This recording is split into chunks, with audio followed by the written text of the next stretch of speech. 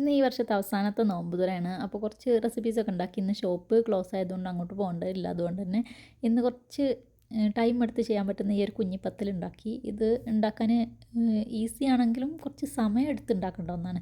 പിന്നെ ഇത് ടോട്ടില റാപ്പാണ്. ഇതിനകത്ത് ചിക്കനാണ്. ഇത് ഞാൻ ഓവനിൽ വെച്ച് ബേക്ക് ചെയ്തതാണ്. അതുകൊണ്ട് ഇങ്ങനെ ഓപ്പൺ ആവാതിരിക്കാൻ വേണ്ടിയിട്ട് താഴത്തേക്ക് അതിൻ്റെ ശരിക്കും അതിൻ്റെ ആ മുകൾ ഭാഗം താഴത്തും താഴെ ഭാഗം മുകളിലാക്കിയാണ് ഇട്ട് വെച്ചിട്ടുള്ളത്. കാരണം അത് ഓപ്പൺ ആവണ്ടെന്ന് വിചാരിച്ചിട്ട്. പിന്നെ ഇന്നലെ ഞാൻ കുറച്ച് ബനാന ബ്രെഡ് ഉണ്ടാക്കിയിരുന്നു, അതാണിത്.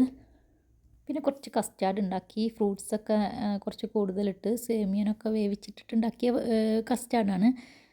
ഫ്രൂട്ട്സ് ഡയറക്റ്റ് കഴിക്കുന്നില്ലാറെ ഇഷ്ടം നോമ്പ് തുറക്കുന്ന സമയത്ത് ഇങ്ങനെ കഴിക്കാനാണ്. പിന്നെ അത്താഴത്തിനാണ് നമ്മൾ കൂടുതൽ ഫ്രൂട്ട്സ് കഴിക്കാറുള്ളത് സാധാരണ.